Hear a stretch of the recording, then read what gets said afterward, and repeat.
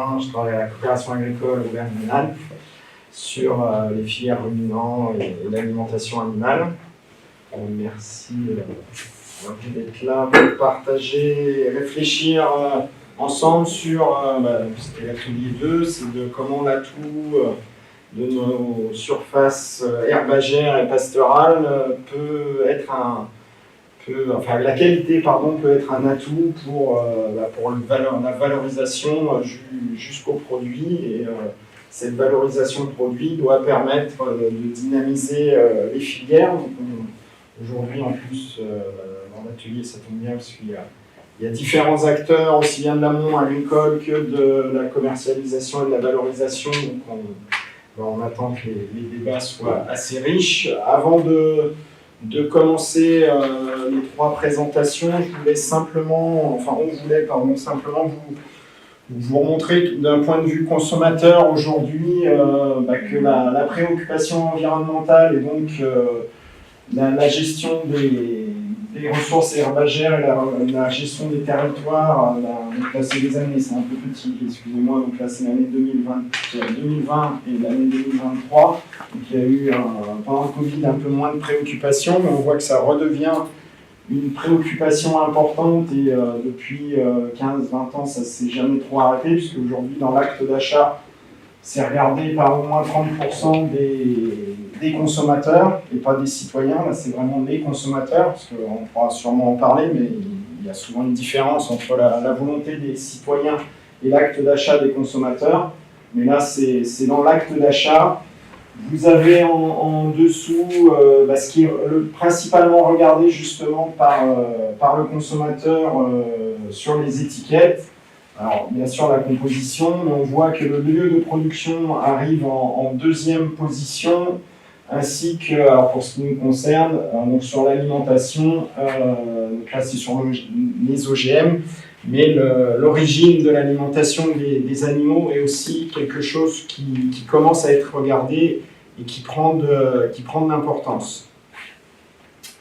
Et donc dans les incitations d'achat, hormis le prix qui aujourd'hui est aussi un acte important, voire très important en ce moment, on voit que l'origine est importante dans l'acte d'achat et pour ce qui nous concerne aussi, donc la présence de différents composants dans le produit et l'origine, donc l'origine si c'est un SICO, donc là c'était pour l'agriculture biologique, mais on voit que l'origine du produit est un élément très important.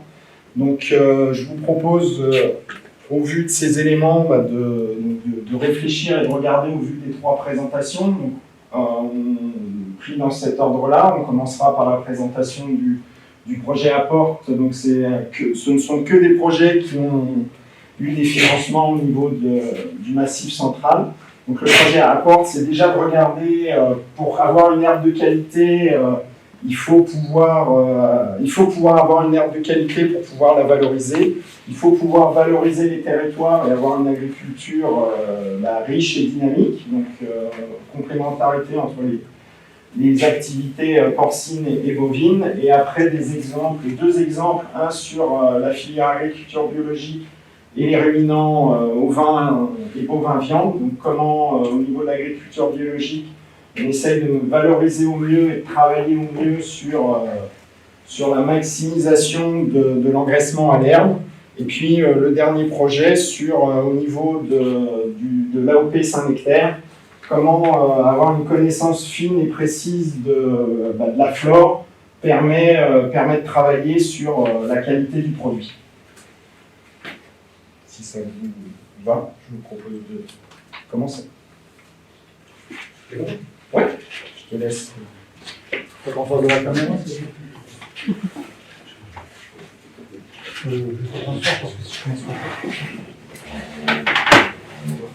Alors, j'ai une vingtaine de minutes.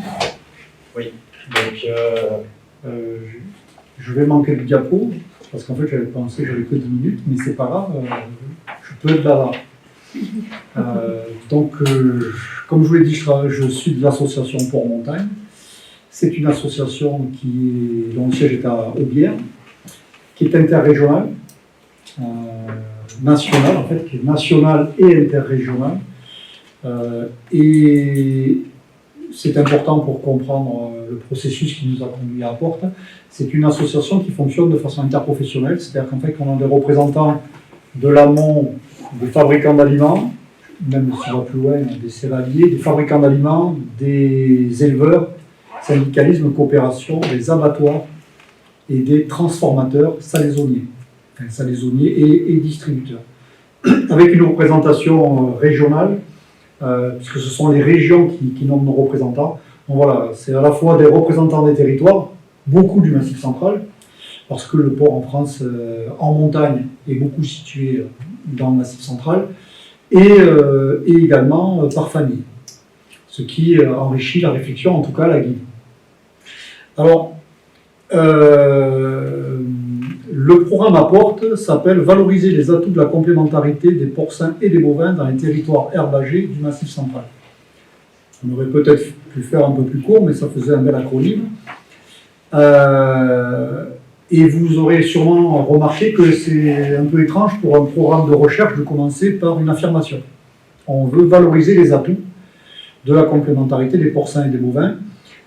Pourquoi ça? Parce que, en fait, on est parti d'un postulat que le programme nous a permis de confirmer, qu'une bonne partie des éleveurs qui avaient des porcins en zone de montagne, alors le Massif central n'est pas tout en zone de montagne, mais une bonne partie, que donc ces éleveurs-là avaient également des bovins. Et ça, en fait, on le savait de façon parfaitement empirique, mais on l'a su parce qu'en 2015, il y a eu une mesure qui a été mise en place pour les éleveurs de porc dans le cadre de la politique montagne, donc une aide de montagne, une ICHM montagne pour les éleveurs de porc.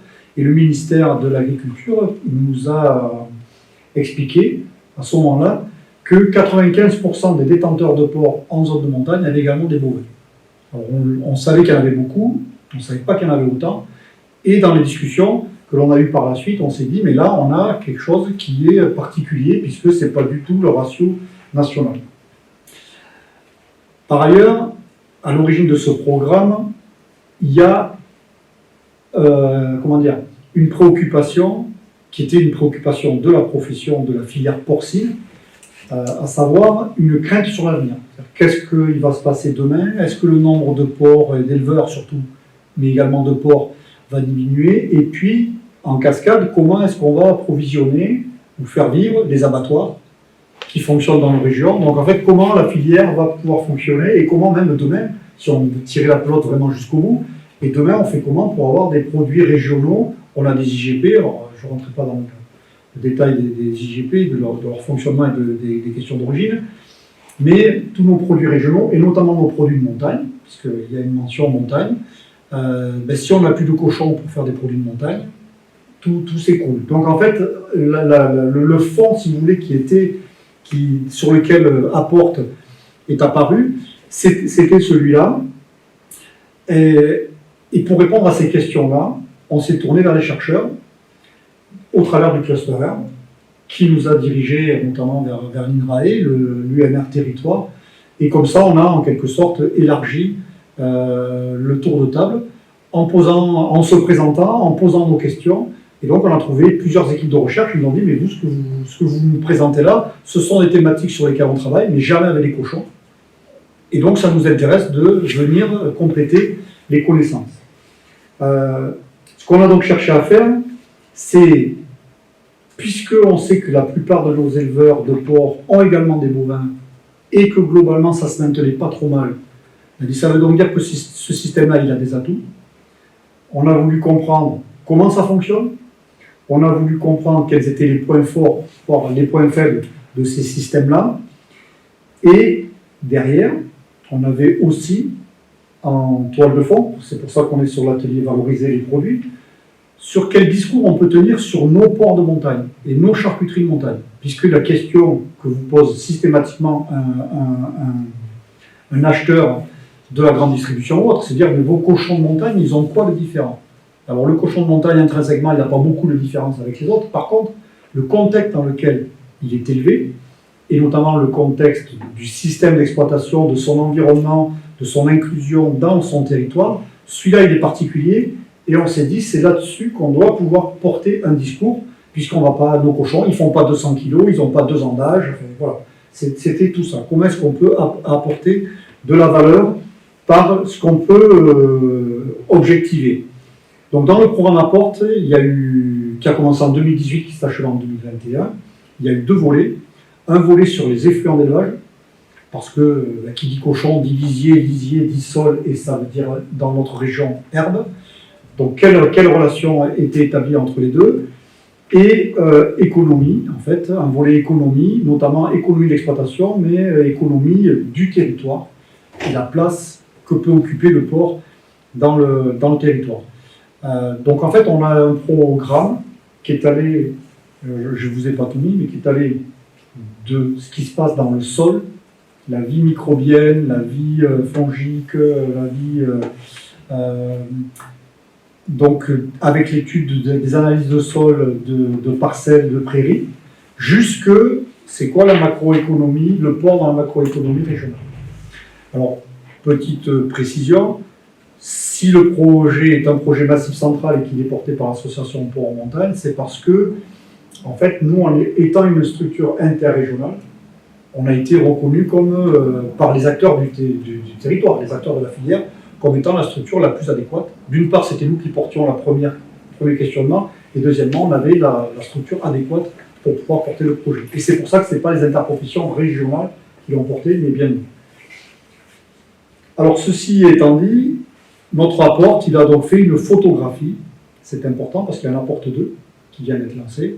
Il doit donc donner une photographie. Alors, parmi les choses que ça a permis de mettre en évidence, c'est la répartition du port sur le territoire du Massif central. Donc en fait, on a eu un premier niveau d'étude qui est une étude très territorialisée à l'échelle du massif, donc où se trouvent les cochons, où est la densité. Et donc là, on voit apparaître que d'abord le port n'est pas réparti d'une façon homogène, je dirais, sur le territoire. Et puis qu'on a des zones sur lesquelles il y a plus de densité. Alors, si je vous avais mis l'équivalent, la même colorimétrie en Bretagne, c'est tout rouge. On est d'accord, hein, même si ce serait rouge vif. Mais donc là, c'est toute chose égale par ailleurs sur le territoire. Donc on voit qu'on a différentes zones qui tiennent à la fois lieu à la proximité plus ou moins grande de céréales et également d'une histoire du développement agricole dans ces régions-là. Et c'est notamment très marqué sur la partie sud, donc je suis devant, aveyronnaise, enfin quand je dis aveyronnaise, parce que ça ressemble plus, aveyronnaise, Châtellerault, Fontanienne, voilà, et là, en fait, il y a toute une histoire du développement agricole dans les années 70 qui explique aussi la concentration que l'on a là. Ce qu'on a également regardé, c'est effectivement la corrélation qu'il y avait avec le type de culture, le type de sol, enfin le type de pratique, comment dire, je vais y arriver, de culture, notamment fourragère. Et donc, on voit que là où il y a la présence de culture fourragère herbe plus maïs, c'est aussi là où on peut trouver du cochon, donc des endroits, des zones du territoire du massif sur lesquels il y a la possibilité, ou il y a en tout cas plus de possibilités de faire des céréales, et donc ces céréales peuvent être valorisées par les ports. Ça, c'est à l'échelle du massif, bien sûr. On a réalisé, je passe très vite, on a réalisé aussi une enquête postale. Alors, pour vous donner l'ordre de grandeur, on a envoyé 1200 questionnaires aux détenteurs de ports du Massif central. Sur les 1200, on en avait 200 qui étaient plus actifs, parce que notre base n'était pas tout à fait à jour. Donc on a eu 266 répondants, ce qui était très bon taux de réponse. On a été très surpris, agréablement surpris, ce qui nous a permis d'avoir une photographie des principales orientations porcines. Ça, on pouvait l'avoir déjà par nos bases à nous. Dans la filière porcine, il y avait BD porc, enfin, comme l'avait dit, on a BD porc. Donc ça, on sait quelle était la proportion de naisseurs engraisseurs, de post-engraisseurs et d'engraisseurs. Après, on a regardé comment tout ça était réparti dans différentes zones du massif, parce qu'on a essayé aussi de se rapprocher à une échelle plus locale, locale assez grande, mais plus locale sur les zones du massif. Juste, je vous un élément qui sera confirmé dans la deuxième partie du programme. Par exemple, on a un taux de naisseurs-engraisseurs de 31%. La moyenne française, en France, c'est 50 et quelques. C'est un peu plus de 50%, je crois que c'est 54%. C'est une caractéristique qui est intéressante parce que ça veut dire que là, on a un taux d'éleveurs qui sont que engraisseurs ou post-engraisseurs. En fait, bon, c'est juste un stade de l'élevage des animaux. Mais ça veut dire aussi que ça favorise cela, c'est-à-dire le niveau de mixité. Il est plus facile d'être mixte quand on est engraisseur, post-engraisseur, que quand on est naisseur-engraisseur, pour une question de spécialisation, le temps de travail, etc. Alors, on a donc une confirmation des chiffres que nous avait donné le ministère, même si c'est pas... Là, on est à l'échelle du Massif central, le ministère nous avait donné des chiffres qui étaient montagne, et en gros, la montagne dans le Massif central, c'est 66%, c'est 2/3 des cochons, ils sont en montagne. 1/3, ils sont pas en montagne. On a 48% des effectifs, des élevages, pardon, ça c'est les sites, hein, des élevages qui sont mixtes avec des vaches allaitantes, 19% avec des élevages laitiers dans le questionnaire, et on n'a que 26% qui sont spécialisés. Ça veut dire que la mixité, c'est très important pour les éleveurs de porcs dans notre territoire, et que donc, l'intérêt que l'on avait à traiter cette question a été complètement justifié par ce retour.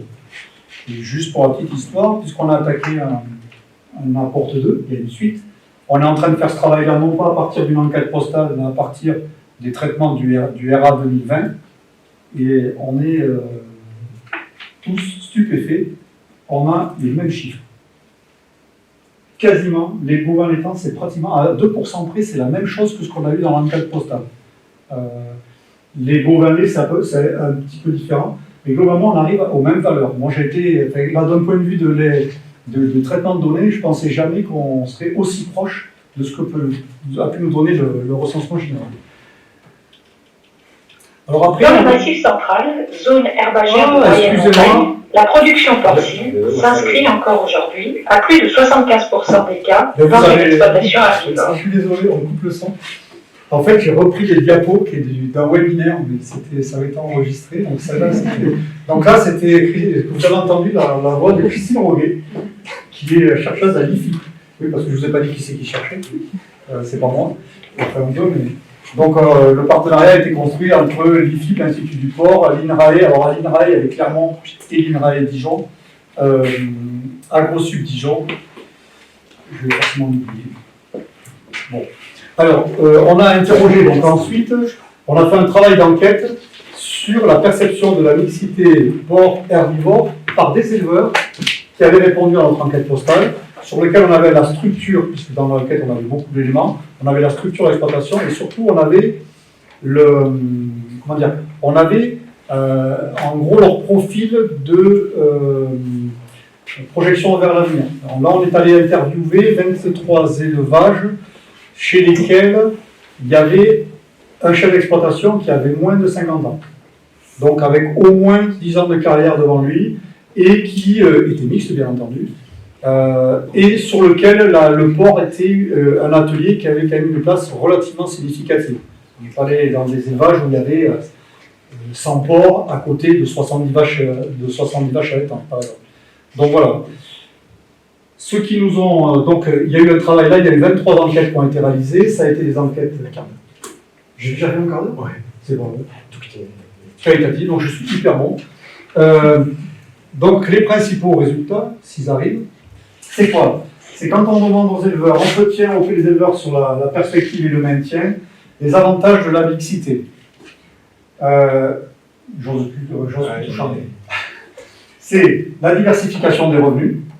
Donc il y a un premier intérêt là, puisque 16 sur 23 ont répondu ça. Il y a un intérêt dans la valorisation des effluents, puisque à différents titres, mais notamment à titre économique. Et il y a les conditions de travail, notamment le fait que on a un taux d'exploitation en GAEC qui est plus important que la moyenne. Et ça permet de combiner différents ateliers, donc de mieux employer, entre guillemets, la main-d'œuvre, que ce soit parce qu'il y a des gens qui veulent être très, très spécialisés sur une activité, ou parce qu'ils aiment bien changer. Et que donc, en changeant, en passant d'atelier d'été à l'atelier port, ils y trouvent leur compte.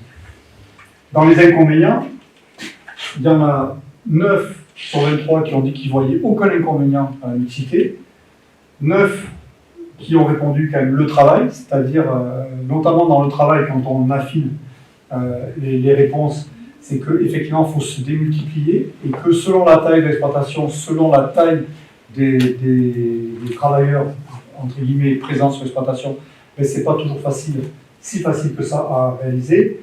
Et notamment ça se ressent sur les performances techniques. La réponse étant, quand on est spécialisé dans une production, on est un expert de sa production. Quand on a plusieurs productions, on est on essaye d'être très bon dans les deux, mais on n'est pas forcément un expert. Et ça peut se ressentir sur les performances techniques, notamment du troupeau porcin. Voilà. Donc on a creusé ça.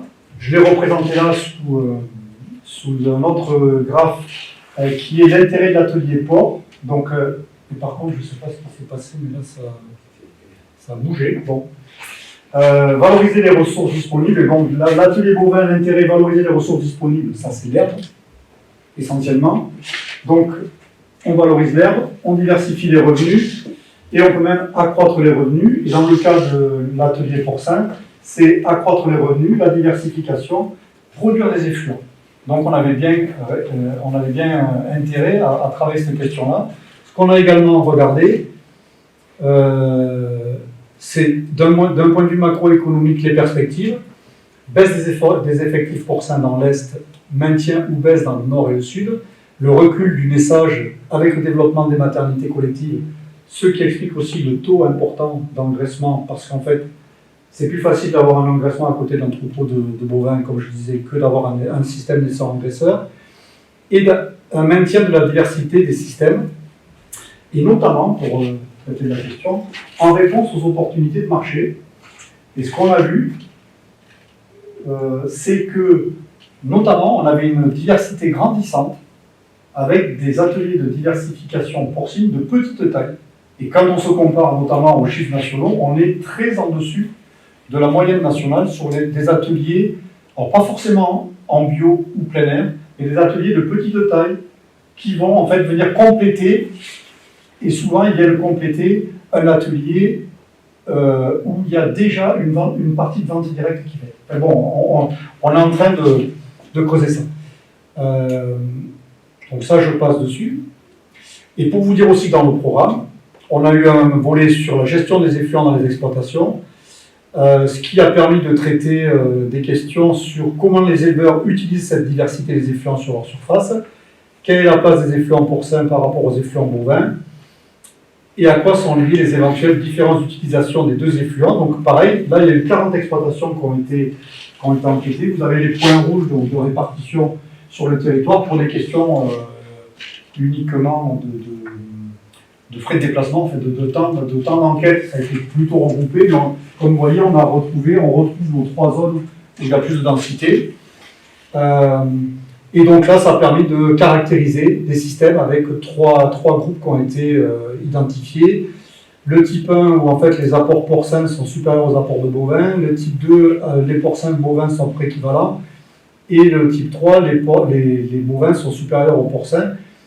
Et quand on parle de prairies, on voit que dans le cas de la question était la valorisation, la proportion des effluents d'origine porcine et le type de surface sur lequel c'était étendu.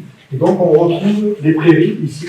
Et donc on voit bien que quand il y a des porcins, la destination, quand il y a des porcins, plus que des bovins, plus que des effluents bovins, la valorisation des effluents porcins se fait bien sur les prairies et pas uniquement sur les surfaces en céréales ou, pourquoi pas, à l'extérieur de l'exploitation. Il y a une partie d'effluents qui part à l'extérieur parce que des fois les plans d'épandage dépassent les surfaces de l'exploitation, mais c'est quand même sur les prairies que la valorisation se fait. Et donc dans les caractérisations, on retrouvait, et c'est là où on retrouve aussi, ça illustre l'évolution que l'on a notamment vers une partie des élevages qui se spécialisent, où on retrouve en fait des systèmes qui sont plus sur les franges du Massif central, avec donc des systèmes céréales-prairies, une part importante de surface cultivée, qui va permettre à la fois de récupérer et de valoriser les effluents, mais surtout de tirer une partie de la ressource alimentaire des porcs, complémentairement aux bovins qui, eux, vont également, éventuellement, bien sûr, avoir du maïs, mais avoir les prairies. Là, on a le système tout herbe, donc pour ceux du milieu, et un système maïs-céréales-prairies pour ceux qui étaient avec des bovins plus dominants. Donc voilà, c'est un travail, là, je suis allé vite. Alors, en conclusion de ce travail-là, on a également fait un travail sur les parcelles. Donc, je vous l'ai dit ça, oui. On a, dans les 40 exploitations, il y a eu des prélèvements donc, de sol qui ont été faits, justement pour travailler et regarder comment se déroulait la vie microbienne. Ça, c'est Agro-Dijon, le pôle Agro-Dijon qui l'a fait. Je suis dans les temps. Bon. Pas de souci. Juste en conclusion, on va quand même très vite sur un programme qui a duré 3 ans et qui a intéressé beaucoup d'acteurs. À retenir, je dirais, 75% des éleveurs de porcs du Massif central ont également des ruminants. Alors j'ai mis plus X%, parce qu'on est en train, comme il y a une suite, de regarder plus finement qu'est-ce qu'il en est des 25% qui sont spécialisés, parce qu'en fait il y a une question de la nature juridique des exploitations, et on sait qu'une partie des éleveurs de porcs mettent leur atelier porcin, dès qu'il est un peu important, sur une autre structure juridique. Donc du point de vue de notre enquête, ils ont répondu, nous sommes spécialisés. Du point de vue du fonctionnement du système, en fait, ils ne sont pas spécialisés. Donc on voudrait essayer d'affiner ça. Mais ça veut dire que la mixité, c'est vraiment quelque chose qui compte pour l'avenir de notre filière. Voilà, donc quelle que soit la production principale, c'est vraiment la pérennité des exploitations se joue en partie là-dessus, que ce soit pour l'économie du système, pour l'équilibre du travail et pour la fertilisation. Sur les effluents, on est en train d'affiner ça aussi dans le rapport 2. Un des premiers éléments qui est ressorti dans la justification de la mixité, ce sont les effluents. Et notamment avec cette question première que nous posions, qui était, oui, mais nos effluents, ils vont quand même en grande partie sur les prairies, c'est quoi les conséquences pour les prairies? D'où le travail sur l'analyse de sol et comment ça se combine. Mais quand on regarde ça, on va faire un travail plus régionalisé sur cet élément-là, l'apport économique. Alors le dernier chiffre qu'a sorti l'IFIP, mais c'est une valeur moyenne, donc c'est une moyenne avec un écart important. 265 € par hectare en 2023 d'économie d'engrais minéral pour ceux qui dépendent du lisier de porc. Enfin, des effluents porcins, pardon, qui est essentiellement du lisier. C'est une valeur moyenne qui est une valeur de l'Ouest, donc là on va faire un travail pour affiner ça, parce que selon c'est des prairies, c'est des cultures, c'est pas la même chose évidemment. Il y a un intérêt par rapport à la saisonnalité, et notamment l'effet coup de feu au printemps.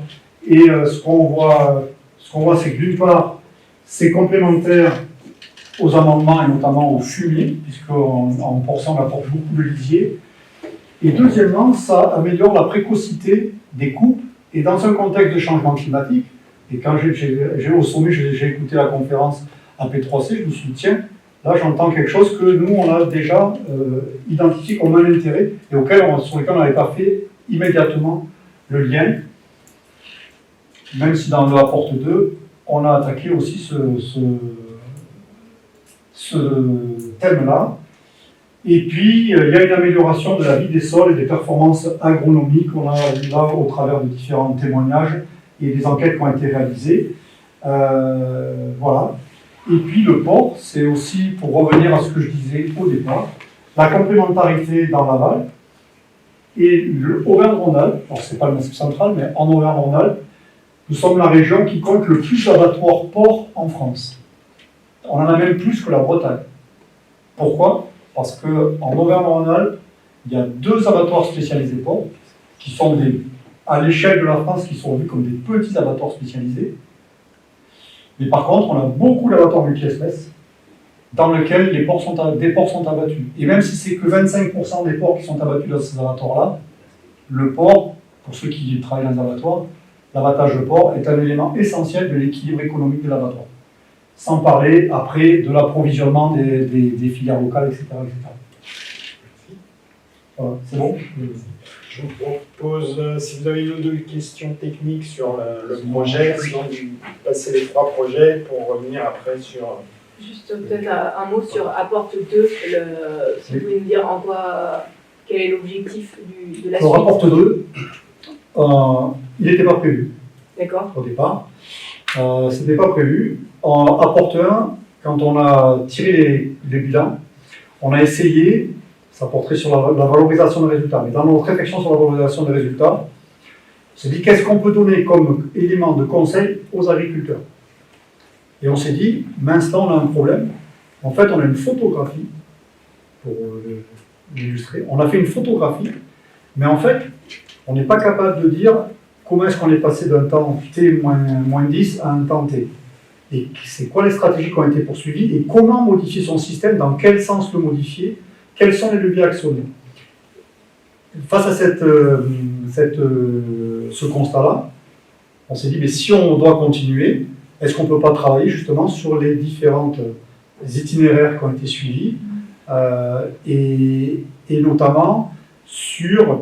on a donc un volet sur les effluents, notamment par rapport au changement climatique. Comment est-ce que les agriculteurs mixtes introduisent ou gèrent la complémentarité des effluents porcins bovins par rapport à leur obligation de s'adapter au changement climatique, plutôt pour les bovins, mais pas forcément que, parce que ceux qui récoltent les céréales, ils sont aussi impactés sur leur récolte de céréales. On a un volet sur la stratégie et les itinéraires économiques, donc de l'action des leviers au niveau du système d'exploitation dans son ensemble. Donc en fait, c'est la suite, en essayant d'étirer le temps et de regarder ça fonctionne comment dans la durée et quels sont les éléments de choix pour aller dans une direction ou dans l'autre. Et puis on a même un volet qu'on avait discuté notamment avec la DRAF sur est-ce qu'on le fait, est-ce qu'on ne fait pas. Ils nous ont invité à le faire sur la transmission, la question de la transmission du métier, et notamment en direction de l'enseignement, mais pas que, pour faire connaître aussi, puisqu'on dit valoriser les atouts, et pour valoriser, il faut s'adresser à quelqu'un. Et donc ça, on a commencé de travailler dans Apporte 1, c'était pas exactement prévu au départ, mais en fait c'est venu naturellement sur le fait que si on a des choses à dire, à qui on les dit, pourquoi on les dit, et on apporte quels éléments. On n'en reste pas à communiquer des livrables. Donc on a voulu aller au-delà de ça, parce que aussi le projet est appuyé sur un collectif qui est un collectif de la filière. Donc en fait, on essaye de revenir vers la filière et de s'attacher à 5 minutes. J'ai fait passer les 20 minutes. Tu vois, sinon on ne pourra pas. Merci. Je ne pourrais pas ça. Non.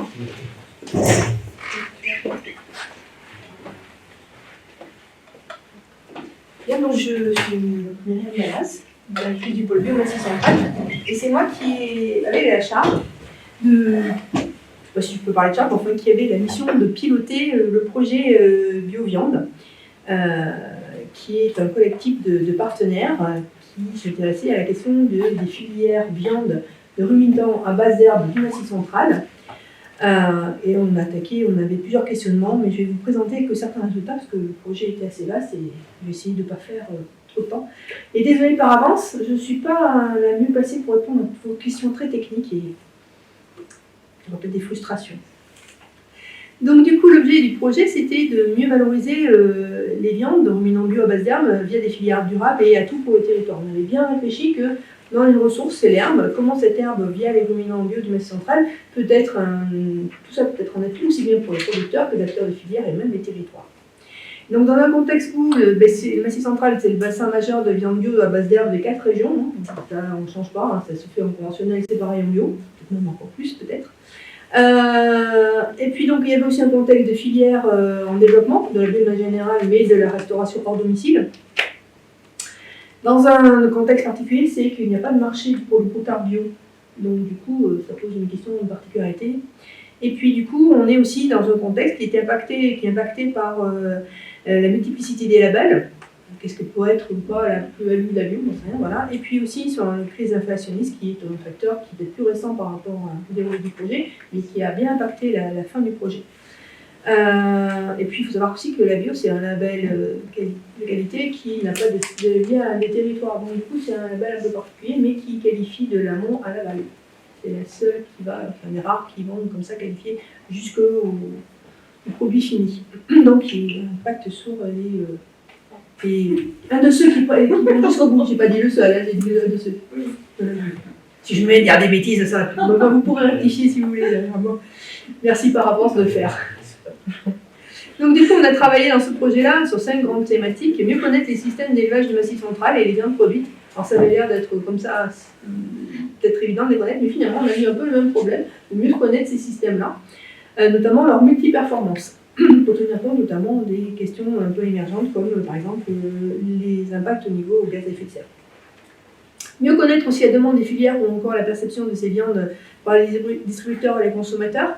Je ne reviendrai pas trop sur cette partie-là, mais effectivement, quand on a réfléchi au projet, une des questions qui revenait régulièrement, est-ce que la viande produite, ou du moins les carcasses produites, sont en adéquation avec la demande d'une filière, notamment plutôt filière longue, mais on s'est intéressé à plus large que ça. Mieux comprendre les stratégies de vente des producteurs, notamment sur la deuxième tranche du projet, on a travaillé sur des systèmes qui faisaient et circuit long et circuit court ou avec longue directe. Et puis avec l'idée après de s'outiller pour renforcer l'adéquation offre entre marché et production de viande et puis travailler pour l'avenir. Donc en gros, quelque part, c'est 2 dernières thématiques découlées des connaissances acquises des 3 précédents. Dans le but d'essayer de rendre le résultat le plus opérationnel possible pour les acteurs.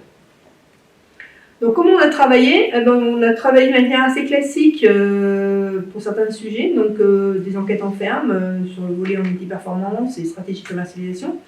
On a travaillé, j'essaie de vous donner les grands éléments, sur la création d'un indice de valorisation de l'herbe, c'est un petit peu l'indice qui est un peu ressorti de ce projet-là. On a mené un travail d'analyse de trajectoire depuis les conversions, pour savoir aussi comment évoluer ces systèmes-là au moment d'après la conversion. On a travaillé sur les besoins des filières, comme je vous le disais, et puis les qualités des carcasses produites avec différentes méthodes d'enquête directement auprès de collecteurs-abateurs ou mobilisation des données normales. Ce qui aussi a été couplé par un gros travail collectif.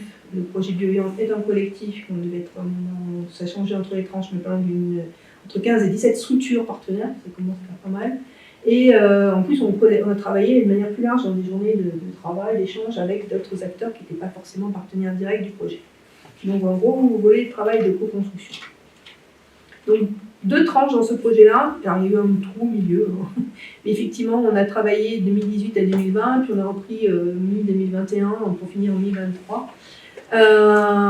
Je vous ai mis sur la diapositive que les partenaires financés de la tranche 2, hein, parce que c'était plus simple, vous voyez, ils ont une bonne diversité. Des 4 régions du Massif central étaient par exemple représentées avec des acteurs de la recherche, comme des acteurs plus de l'aval, on a l'Interpro, le cluster bio, aussi le cluster d'entreprise, voilà, des acteurs du réseau FNAB, mais aussi des acteurs chambres. Donc voilà, Institut technique, on avait l'Institut technique d'agriculture biologique, l'ITAB, et puis aussi on travaillait avec l'Institut d'élevage. Et voilà, vous voyez, c'était un collectif assez large. Et là, pour la tranche 2, c'était financé dans le cadre de la Convention Massif central et de Plan Relance, de France Relance. Aujourd'hui, ce que je vais vous présenter, c'est quelques résultats, en espérant vous donner envie d'aller voir plus loin sur le site. Hein. Je ne sais pas combien de comptes de livrables, mais quelques-uns. Vous n'aurez pas occupé vos lectures d'hiver.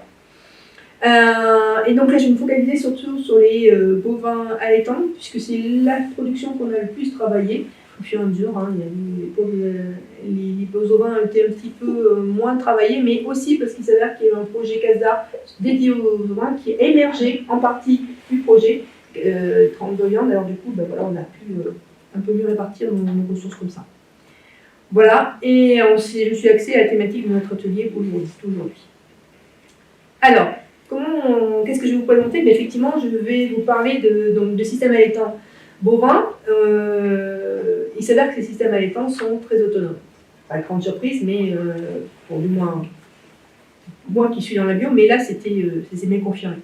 Alors, dans le projet BioViande, on avait choisi de suivre des fermes pendant un an et demi, avec des données techniques, économiques et puis un volet environnemental sur les F2ER notamment, avec des fermes qui étaient choisies parce qu'elles avaient un taux de finition assez important, finissaient au moins une partie de leurs femelles, mais si possible une partie des mâles, pardon, et femelles, toute ou partie et puis une partie des mâles, et un maximum à l'air. Et on a comparé cet échantillon avec le résultat du réseau de fermes que l'on a dans le projet Bioréférence, qui est un projet mené à l'échelle Massy Centrale depuis pas mal de temps, où on suit des fermes dans les 5 productions caprines. Les 5 productions ruminants bio du Massif Central, ovin et caprin. Et donc du coup, on avait un groupe en bovin allaitant, qui comptait 19 fermes qui étaient suivies en pluriannuel. Et donc on se disait, on va comparer nos fermes bio-viande avec ces fermes bio-ref. Quand on a fait la comparaison, on s'est rendu compte qu'il y avait certes des différences, mais qui n'étaient pas significatives. Et donc du coup, par la suite, les résultats que je vais vous donner, c'est ces 2 échantillons coupés, ce qui était super intéressant, parce que ça nous a permis d'avoir un échantillon plus large. Et dans certaines questions, on a pu même aller voir un peu ce qui se passait par le percé pour certaines fermes. Donc, vous voyez dans ces 2 échantillons, l'autonomie en fourrage était tout à fait comparable. Le chargement était un petit peu plus faible, mais vraiment à la marge pour ces systèmes de bioviande. La part d'herbe était tout à fait comparable, et donc c'est l'autonomie à consommation concentrée, en fin de compte, qui était plus faible dans le bioviande, parce que les animaux qui utilisaient vraiment, là on avait vraiment choisi des fermes qui faisaient le maximum de émissions à l'herbe, donc c'est pour ça que c'est là qu'on avait la plus grande différence. Mais avec les variations en terre-élevage, vous voyez, assez des fois importantes. On a construit un indicateur, puisqu'effectivement on a eu une approche système. On peut en tranche 1, on avait travaillé un peu plus sur certains aspects techniques, et en tranche 2, on avait vraiment focalisé sur l'approche système, qui était aussi une demande qui était remontée, de mieux comprendre la multiperformance de ces systèmes-là. Et donc du coup, en lien avec la valorisation de l'herbe. Donc il a été construit un indicateur agrégé qui utilise 3 critères: la quantité de concentré consommé, la part d'herbe des fourrages en pourcentage et la quantité de fourrages conservés. Ces indicateurs, à partir de ces indicateurs, pour chacun, il a été calculé des valeurs centrées réduites. Donc là, on est à l'échelle des échantillons globales, et bioviande et bioref. Donc là, ensuite, on a travaillé sur l'ensemble de ces 2 échantillons, donc 28 fermes si je compte bien. Et donc, valeur centrée réduite, donc la moyenne est à 0 et l'amplitude étendue est de 1. Et puis, on a fait les sommes de ces indicateurs, de ces valeurs des indicateurs, en appliquant un facteur -1 pour les variables qui augmentent quand il y a l'évaluation de l'herbe, quand la valorisation de l'herbe diminue. Bon, bref. Plus l'indicateur, la classe 1, qui est représenté, ça va, les couleurs sont bonnes. Des fois, je me fais avoir, je me retourne et c'est pas une bonne couleur. Donc, du coup, celui qui est l'indicateur, le vert le plus sombre, c'est celui qui valorise le maximum d'herbe, et en particulier l'herbe pâturée. Et puis ceux qui sont en rouge, c'est ceux qui en consomment moins. Alors par contre, ceux qui en consomment moins, restent quand même des systèmes très autonomes. Hein. On est quand je dis moins, c'est relatif au sein de cet échantillon-là. Hein. Mais bon. Donc du coup, pour faire ces 4 classes, on a fait très simple. On a juste divisé par 4. Hein. Donc vous avez les 7 les plus consommateurs d'herbe, et puis après encore 7 qui sont un petit peu moins, ceux qui sont encore un peu moins, et les derniers qui valorisent le moins d'herbe. Vous voyez la logique? Ça vous semble clair? C'est déjà bien. Je ne me suis pas perdue dans mes explications. Alors du coup, quelques résultats. Eh bien, ces systèmes allaitants sont performants au niveau économique. On suit en bioréférence. Globalement, ces systèmes restent intéressants au niveau économique, même si on voit une dégradation, on met directement en lien avec le changement climatique, ça on le voit bien depuis quelques années. Là, ça commence à bien chiffrer, et puis ça s'aggrave bien ces dernières années, je ferme la parenthèse. Mais là, ce que montre ce graphe, c'est que vous avez c'est les systèmes qui ont une meilleure valorisation de l'herbe, en particulier pâturée, et c'est là qui représentent commence à avoir un meilleur résultat au niveau économique. Donc, ça se voit bien, si on prend ce graphe-là, vous voyez que les points les plus rouges, c'est ceux qui sont plutôt par là, et puis après, on a les points les plus verts sont plus dans les zones là. Donc, effectivement, là, on se retrouve avec ces systèmes les plus valorisants qui arrivent à avoir un EBE qui en moyenne, est de l'ordre de 33 ou 34 000 euros par an à moment où on a fait l'étude.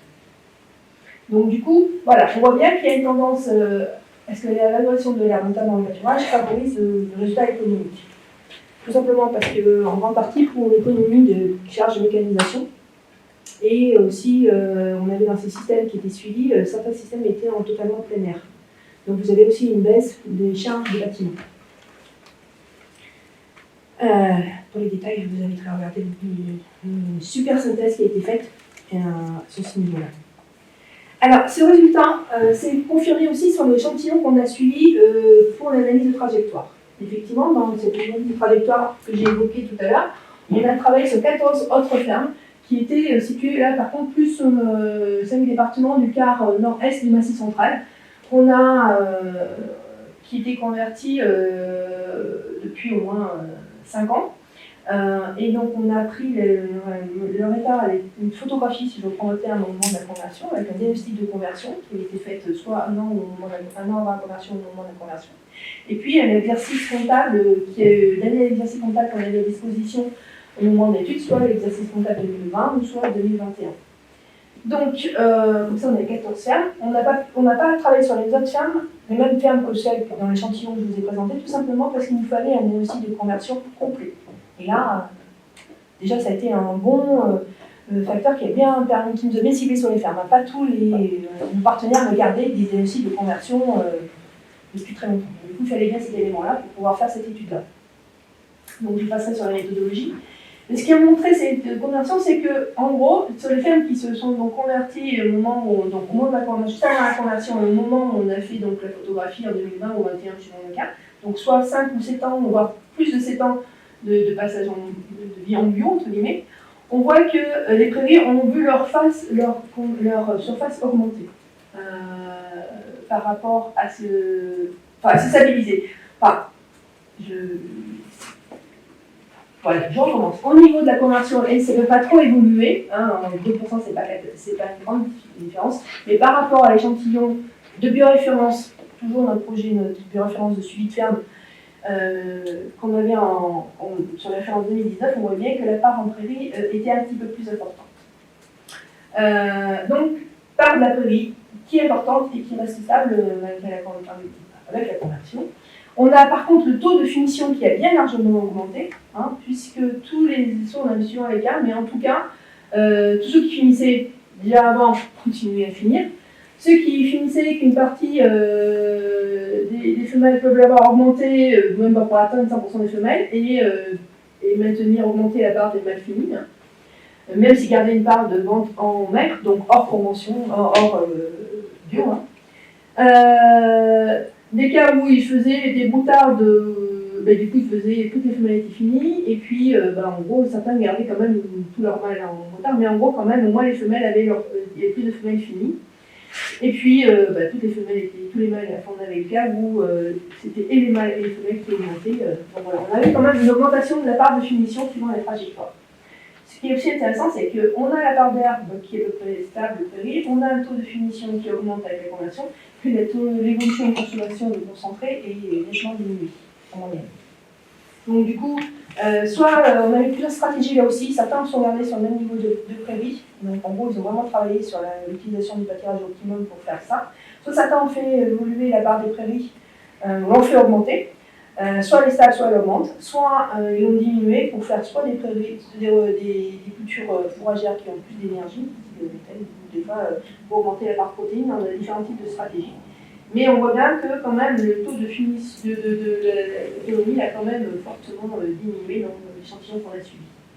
Et puis, peut-être que c'était aussi l'échantillon que vous savez, mais on a eu quand même un résultat économique qui était en moyenne nettement plus important, qui est comparable à ce qu'on avait en 2019 sur notre échantillon de référence, mais on voit bien que par rapport à la conversion, ils s'en sont plutôt bien sortis.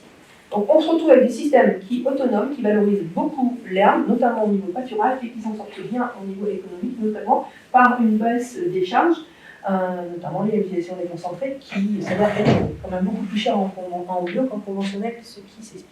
Ça fait 15 minutes. Ouais. Alors j'ai tout fini. Je vais essayer d'aller encore plus vite. Donc du coup, on a aussi travaillé sur le côté performance environnementale. Alors ce schéma, j'espère que ça va être clair pour vous. On a repris nos classes on utilise maximum d'herbe, notamment naturelle, et là je l'utilise un petit peu moins. Et on voit sur la question de l'empreinte carbone donc nette, donc la question par unité de kilos de viande produite. Donc on n'est pas à l'hectare, on est au kilo, c'est qui est paradoxal. Souvent en brouillon on présente ça ramené à l'hectare, là on est bien au kilo de viande produite.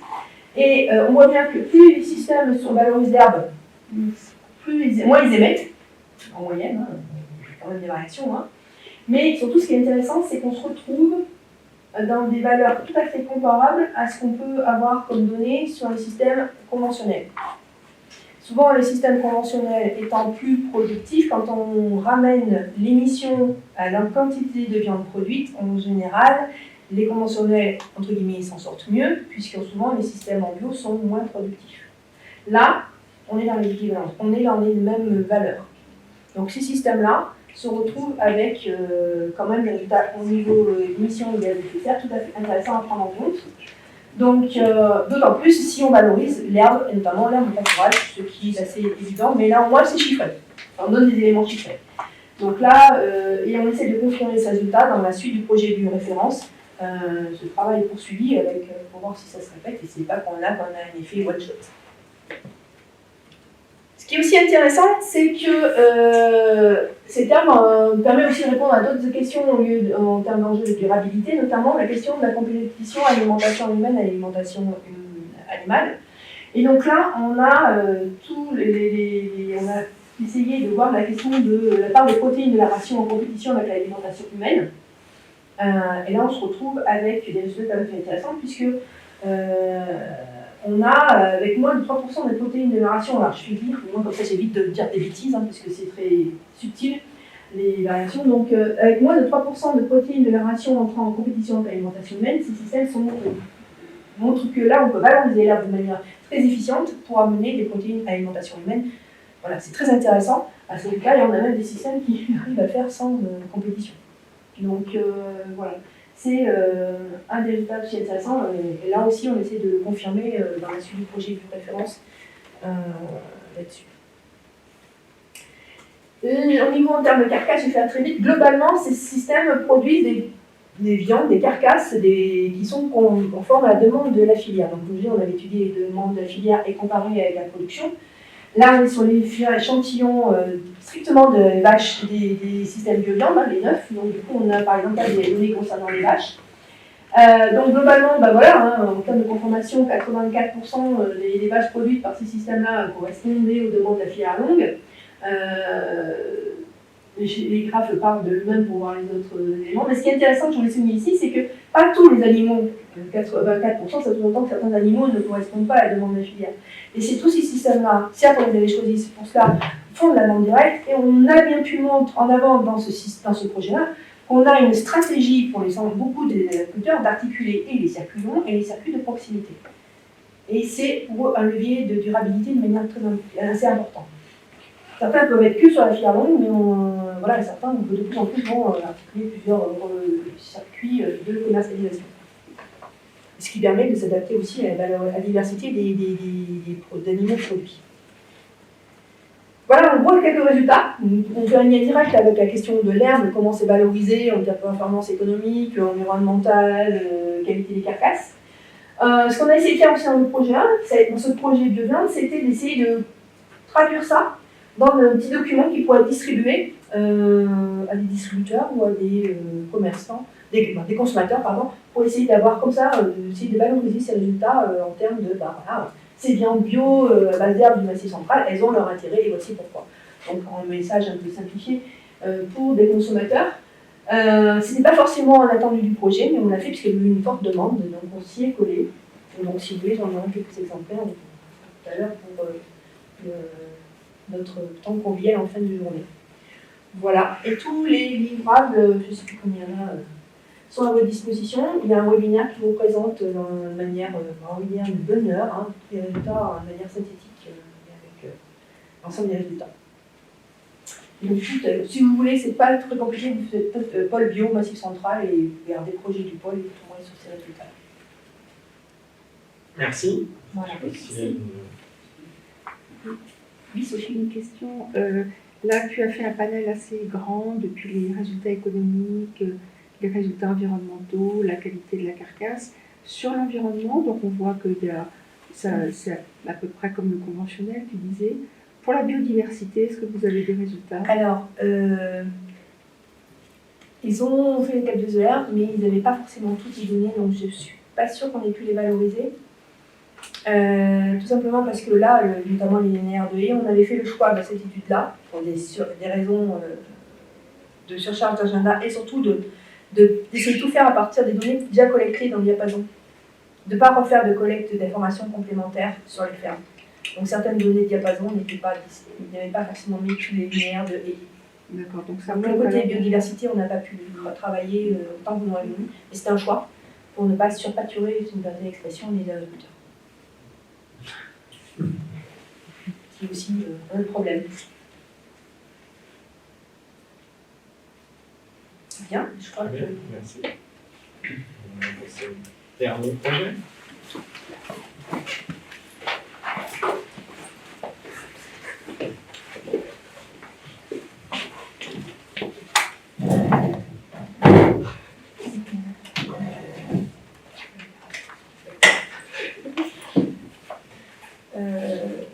Voilà, donc nous, en faisant, donc, comme on l'a dit, l'interprofession du Saint-Nectaire, et on va vous parler donc, de la valorisation des prairies naturelles dans la filière. En tout cas, de la démarche de valorisation qui s'est construite au fil des années et qui s'est, on va dire, amplifiée sur ces dernières années. Alors, quelques rappels sur l'AOP Saint-Nectaire. Donc AOP, comme son nom l'indique, appellation d'origine protégée, donc zone de production définie dans le cahier des charges. Et donc, on est sur une petite zone de production par rapport aux AOP en général et aussi par rapport au tonnage fabriqué, puisqu'on est la 4e AOP fromagère française. Donc, en volume, ça représente un peu plus de 14 000 tonnes.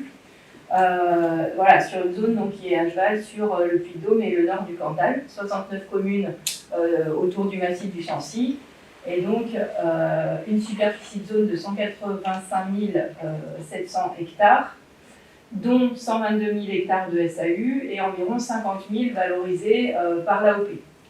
Voilà, donc une AOP qui est quand même assez fortement présente sur son territoire. Donc territoire de montagne, on l'a dit, et un territoire, on va le voir, qui est essentiellement constitué de prairies permanentes.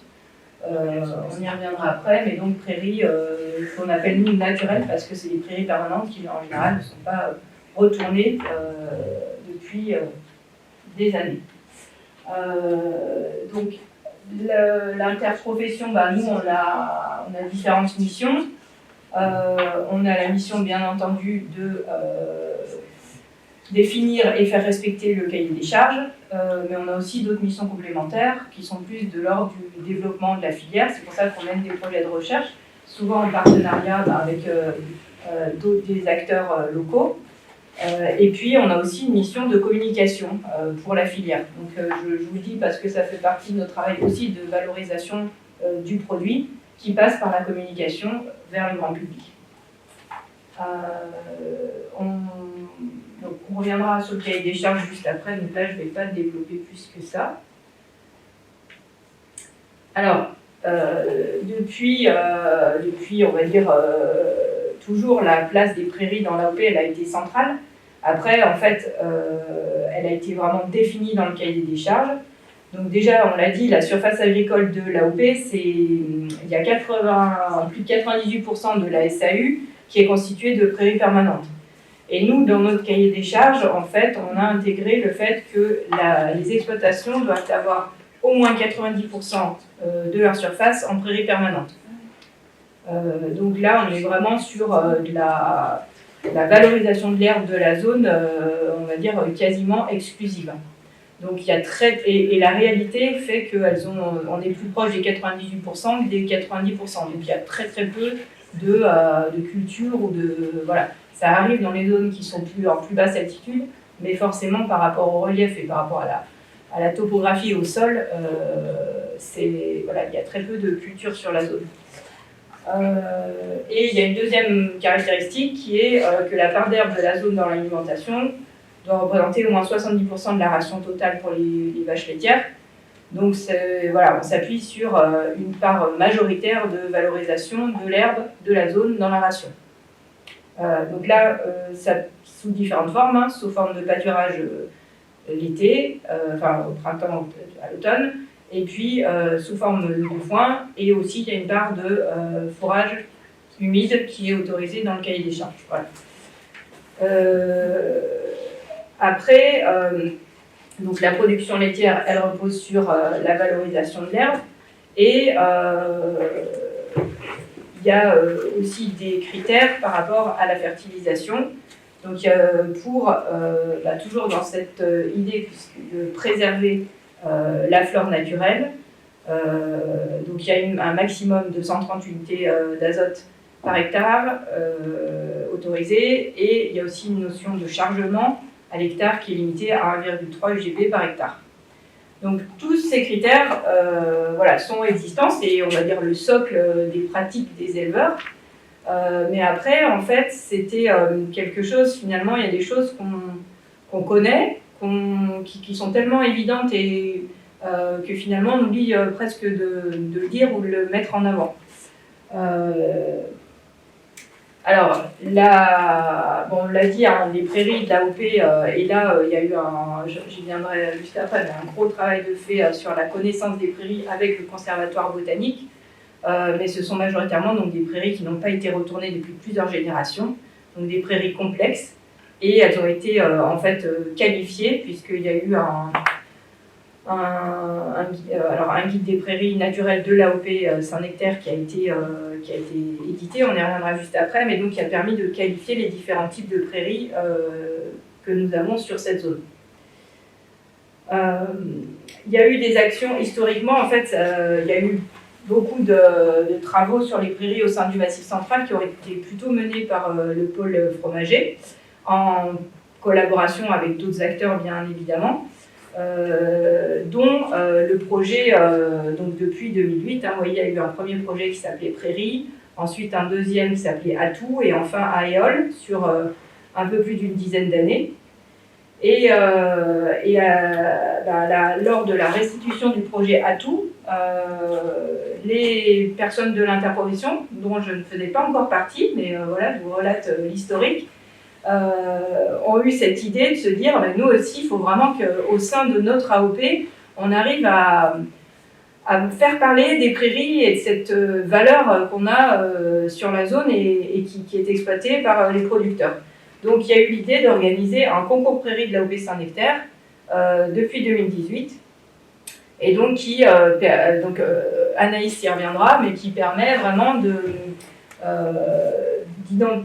aux producteurs de présenter des parcelles en compétition, et après de faire valoir en fait toute la richesse, et à la fois d'un point de vue biodiversité, mais aussi d'un point de vue service agricole de ces parcelles. Donc voilà un peu l'historique du concours, qui est une des premières actions qu'on a mises en place, qui a permis vraiment de faire parler de nos prairies. Donc on le valorise, c'est un outil, en fait, j'allais dire le concours, qu'on valorise à la fois en interne, nous, au sein de la filière, c'est-à-dire bien sûr pour mobiliser les producteurs autour de la prairie, pour créer une forme d'émulation autour de ça, et aussi en externe vis-à-vis bien sûr des consommateurs, du grand public, parce que voilà, ça nous permet aussi de parler des prairies. Je te laisse peut-être développer, Anaïs, parce que je suis partie, moi. J'ai beaucoup de choses à communiquer sur la rencontre prairie. Donc ça fait déjà 6 éditions qui ont été réalisées.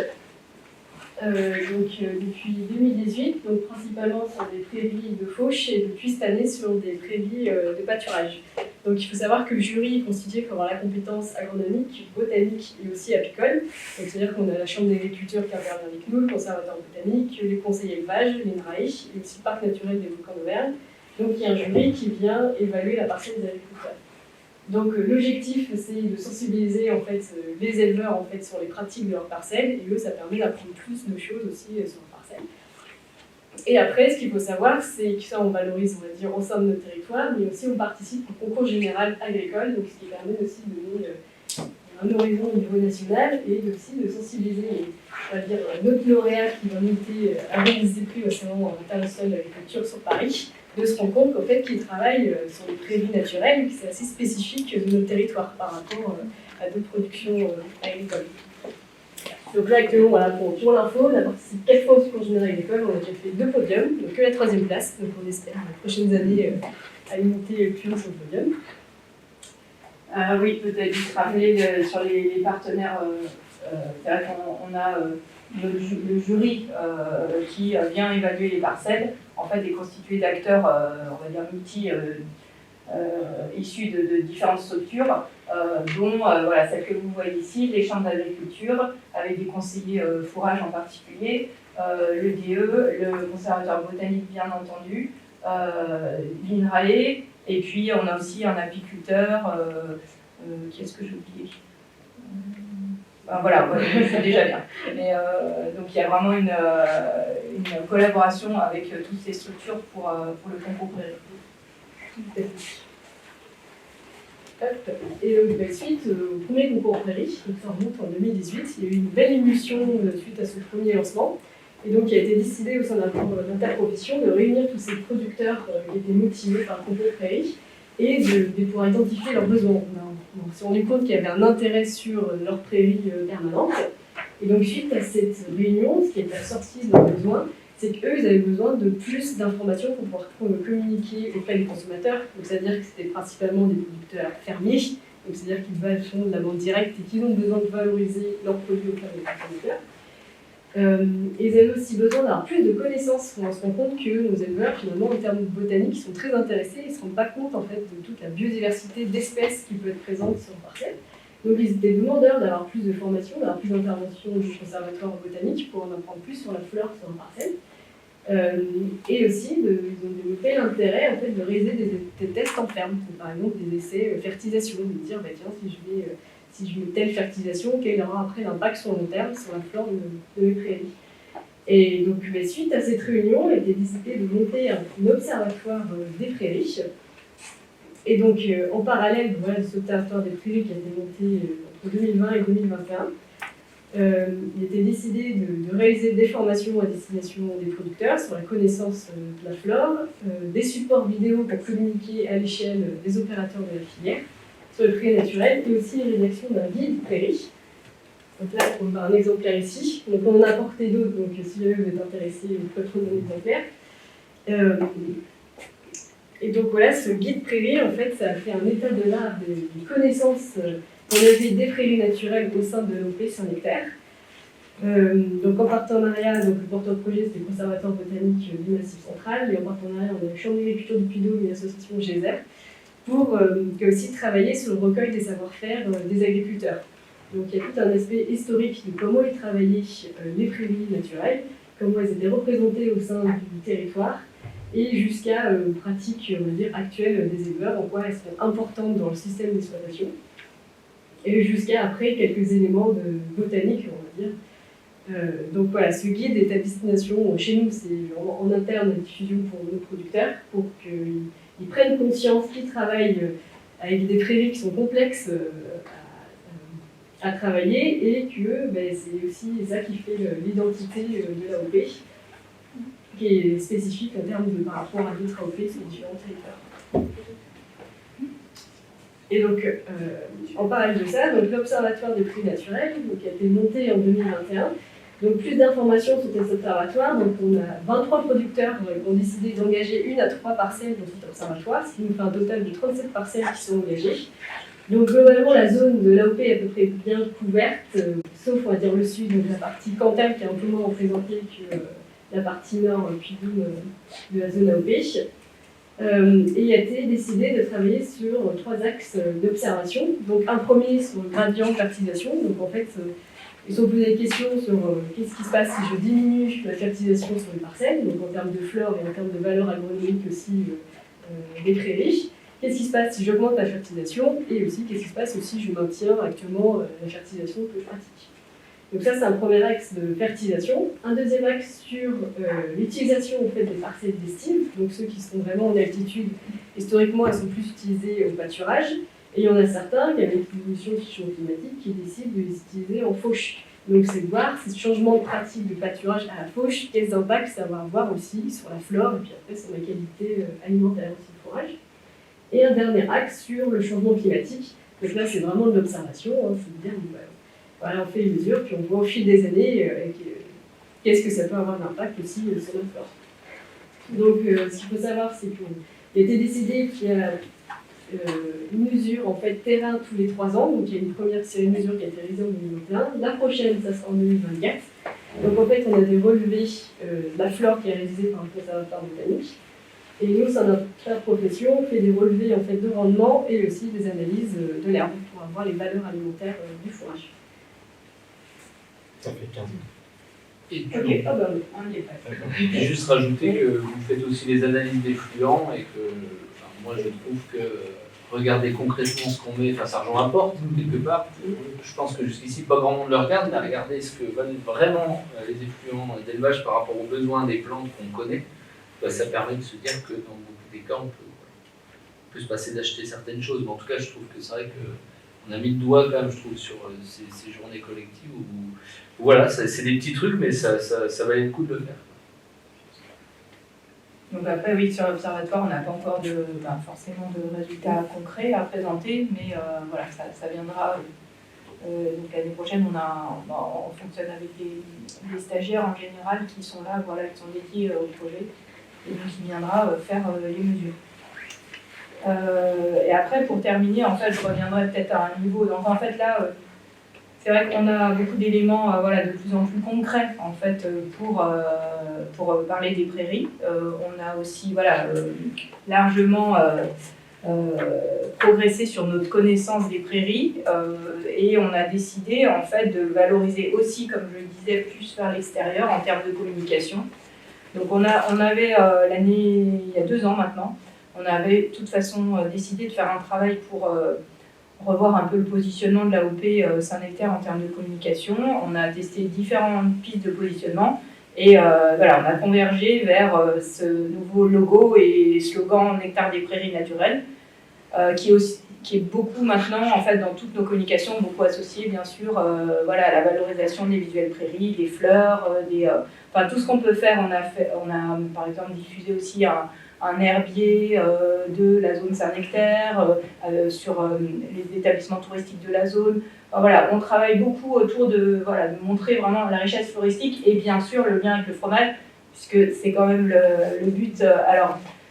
Là-dessus aussi, on pourrait aller encore plus loin. Il y a déjà des travaux de recherche qui ont été établis, notamment par Bruno Martin à l'INRAE, mais c'est vrai qu'on a encore plein de choses qu'on pourrait...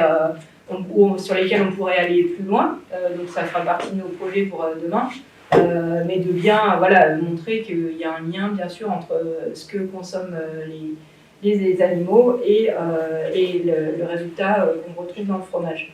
Donc on a fait ce choix, ce qui, je dirais, a été validé à la fois en interne. C'est vrai que les gens de la filière finalement se retrouvaient dans ce fait de valoriser les prairies, c'est leur outil de travail et c'est donc ils étaient convaincus. Et puis aussi on l'a testé auprès de consommateurs qui ont aussi, on va dire par rapport à toutes les attentes qui ont été mentionnées, notamment au tout départ de ces présentations, on voit qu'on est dans par rapport aux préoccupations environnementales et bien sûr l'origine locale de l'alimentation, ça nous permet de le valoriser. Il y a aussi des jolies vidéos qui ont été faites, notamment avec Pierre-Marie, auprès d'une classe d'élèves qui sont au milieu des prairies et il leur fait une sensibilisation autour des différentes espèces qu'on peut retrouver. Et puis après peut-être sur les perspectives, donc on l'a dit, on poursuit nos actions sur l'observatoire et sur le concours prairie. Et puis il y a un nouveau projet qui a été ouvert au niveau du pôle fromager, Massif Central, qui s'appelle Psychodive et qui en fait doit travailler sur vraiment les aspects de biodiversité dans les exploitations agricoles du Massif Central sous signe de qualité. Donc qui va être assez couvrir différents volets, et donc qui va vraiment être axé encore plus sur la biodiversité des prairies.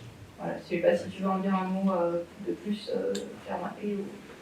L'idée de Psychodif, c'est de faire porter la connaissance auprès des filières et des éleveurs de ce qu'il y a dans les fermes, c'est-à-dire c'est valoriser les diams qui ont été faits en zone AOP, valoriser nous, voilà, on a déjà travaillé avec le Layol ou avec d'autres structures, voilà, et c'est dire, bon, c'est un peu mon combat depuis le début, c'est de dire c'est bien de se positionner, de dire qu'on va le faire, mais c'est quand même mieux de se positionner vraiment et d'aller au bout de la démarche, voilà.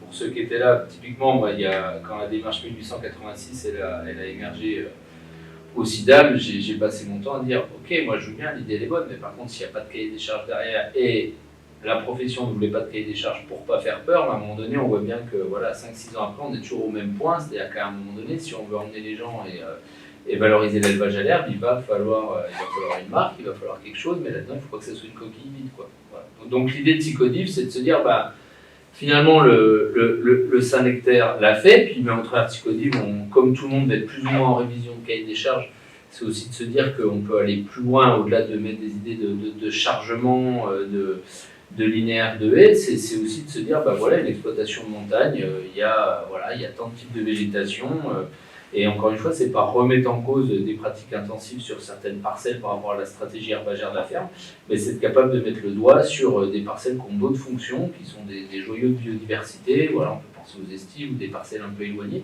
et c'est capable de se dire, en fait, on a pris conscience que ces choses-là, elles sont support d'une biodiversité exceptionnelle, et il n'y a pas que les plantes, hein, il y a aussi les oiseaux, il y a aussi la faune, et que nous, en tant que filière agricole, par rapport à tout ce qu'on nous dit sur l'attente des consommateurs, finalement on a ça, si on l'a encore en 2023, c'est jusque-là, on n'avait quand même pas vraiment besoin de faire autrement. Donc pourquoi on ne le mettrait pas en avant, voilà, et je me souviens des discussions avec François Perrault à l'époque, s'il avait retourné à l'Interpro Saint-Nectaire, c'était la communication des Irlandais sur leur fameux label Origin Green. Ils étaient là, mais non, mais tu te rends compte la pub qu'ils font? Non, mais c'est déjà leur Irlande, ils sont à 300 unités d'azote. Mais nous, mais qu'est-ce qu'on fait? Je disais, oui, je suis d'accord avec toi, qu'est-ce qu'on fait? Donc l'idée de Psychodif, c'est de se dire, allez, on travaille tous ensemble et essayons de traduire ça dans les cahiers des charges et de se dire que finalement, en tant que filière agricole, mais n'ayons pas peur de parler d'environnement, puisque finalement, c'est toujours, l'agriculture, elle n'a rien fait d'autre que de l'écologie pendant des millénaires. Alors il y a 50 ans, il y a eu des gens qui ont eu la bonne idée de nous dire que l'agriculture et l'environnement c'était dissocié et que surtout il ne fallait plus associer les deux, mais en fait concrètement l'agriculture, c'est quand même globalement travailler avec son environnement. Voilà. Et voilà, donc le projet Psychodif, c'est faire la valorisation de l'existant. Et on revient sur les discussions de ce matin, comment animer du collectif. Moi, ce que je trouve chouette par rapport à ce que je fais avec les AOP, tout ça, c'est que ces collectifs-là, en tout cas ce sujet-là, qui était peut-être un peu délicat à animer des collectifs, je trouve qu'aujourd'hui, faire vivre des collectifs sur la gestion de la prairie, quand on rentre à la fois sur un aspect technique, se dire la flore, c'est aussi une manière de comprendre ce qui est en train de se passer dans ma prairie, et aussi sur l'aspect com, et aussi sur l'aspect santé, bien-être animal, tout ça, voilà, en tout cas on n'emmène pas tout le monde, mais il y a des vrais collectifs aujourd'hui qui s'intéressent à ces questions-là, et c'est dommage de ne pas aller au bout de la démarche. Donc voilà, donc Psychodif, on ne changera pas les cahiers des charges, mais l'idée c'est d'apporter tous les arguments qui permettront aux ODG de se dire ok, pourquoi pas explorer cette piste-là dans notre cahier des charges. Une question. Je vais encore revenir juste à l'arrière. Un petit peu, encore deux, encore. Là. Dans cette partie-là, du coup, donc, là vous projetez longtemps, donc effectivement il y a des trajectoires d'évolution des prairies. Vous parlez de l'approche, quand vous parlez d'intensifier, équilibrer, désintensifier, c'est par rapport à la fertilisation ou c'est globalement par rapport à toute la conduite de la parcelle? Je m'entends du coup, est-ce que dedans vous avez des données, vous prévoyez d'avoir des données sur la pratique de pâturage plus intensive ou intensive, la période à laquelle la prairie peut être récoltée ou autre, et mettre en parallèle l'évolution de la biodiversité prairiale? Alors, sur la fertilisation, c'était que la fertilisation. Ouais, c'est ça, c'était plutôt axé fertilisation. Et c'est axé très fauche en fait. Alors, Ouais. T'as raison, mais c'est tellement complexe le pâturage qu'à un moment donné, c'est moi qui ai un peu imposé le truc, je dis, ça vous dit pas qu'on commence par les fauches là, parce que... Mais déjà, tu peux faucher à différents... Ouais, et c'est vrai que là, dans l'observatoire, on bosse que sur les fauches. Il faut qu'on bosse sur le pâturage, mais c'est vrai que pour le pâturage, c'est encore plus technique et plus complexe. Il y a une variabilité interannuelle qui est encore plus forte. Et c'est vrai que fertilisation, stade de fauche, non, mais déjà, analyse de fourrage et analyse biodiversité, c'est déjà quatre facteurs. Voilà, et c'est déjà important. Et c'est juste voilà un peu ce qu'il y a derrière. Moi, ce que je défends, ce qui m'intéresse là dans la typo, enfin le réseau des 100 parcelles qui a servi à faire la typo multifonctionnelle dans EOL là.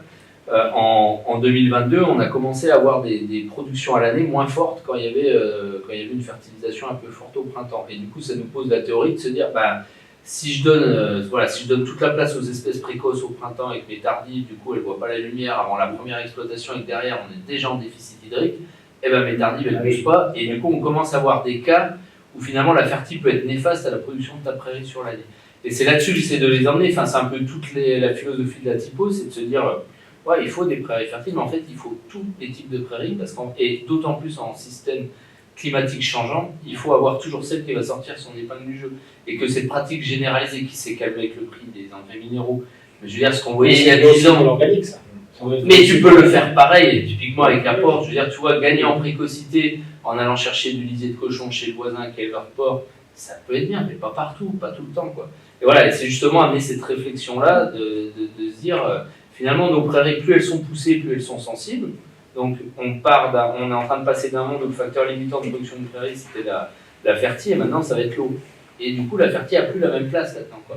Et donc, il y a plein de choses à réfléchir. Alors, bien sûr, il va falloir, je veux dire, l'extensification, on voit bien, là, en 10 ans, tout le monde a gagné 10 hectares en moyenne à l'échelle de l'Auvergne, là. Donc, tout le monde a intégré ce processus que pour être autonome, il faut avoir un peu plus de prairies.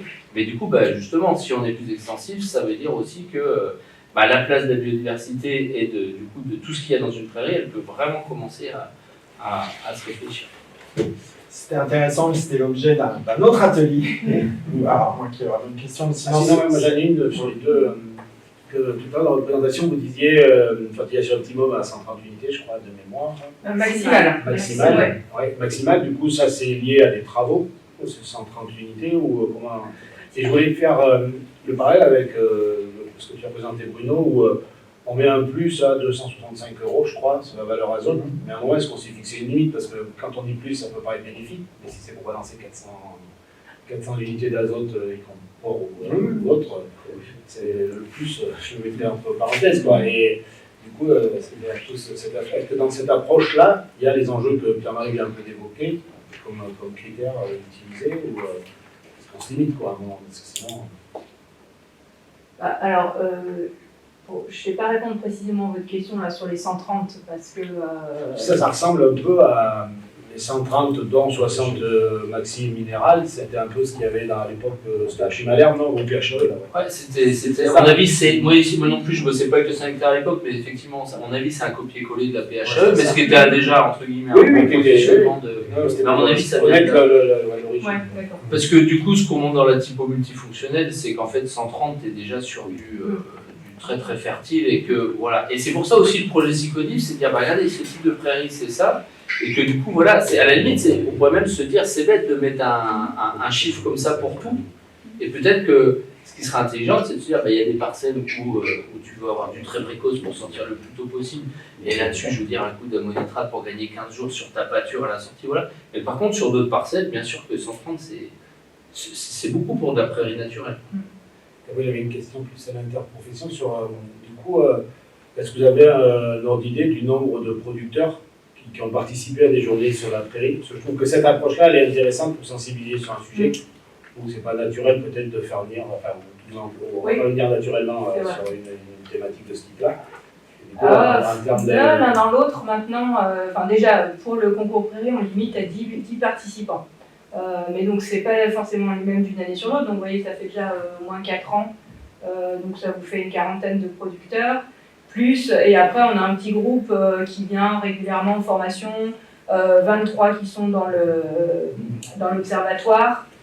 Je dirais, oui, entre peut-être 40, 50 producteurs qui ont été impliqués sur ces différents travaux. Ouais. Ce qui est plutôt bien, parce que c'est vrai qu'il y a des sujets où on ne mobilise pas forcément autant. Après, il faut reconnaître qu'il y a quand même un noyau dur qui est, qui est vraiment intéressé au sujet. C'est ceux aussi que vous allez retrouver dans le guide Prairie. Il y a des interviews, enfin, des témoignages et c'est eux qui ont participé à ces travaux-là aussi. Ils ont suivi ça sur le long terme. Mais là, on va peut-être être sur une petite quinzaine, quoi. Donc c'est une approche qui est intéressante pour faire participer. Oui. Bah, c'était le but. Et bon, alors il faut rappeler qu'on a plus de 400 producteurs en Saint-Nectaire. Donc voilà, et bon, 200 fermiers et à peu près 200 laitiers. Oui. Sur les liens entre la flore des prairies et la qualité du fromage, qu'est-ce qui est connu, qu'est-ce qui reste à faire et qu'est-ce que vous voulez mettre en avant là, dans la diapo à la fin, là vous avez dit on voudrait mettre des choses en avant. Alors il y a déjà des travaux en fait qui montrent que certains qui ont travaillé plus particulièrement sur certains composés qu'on retrouve dans le fromage qui sont bien sûr les carotènes,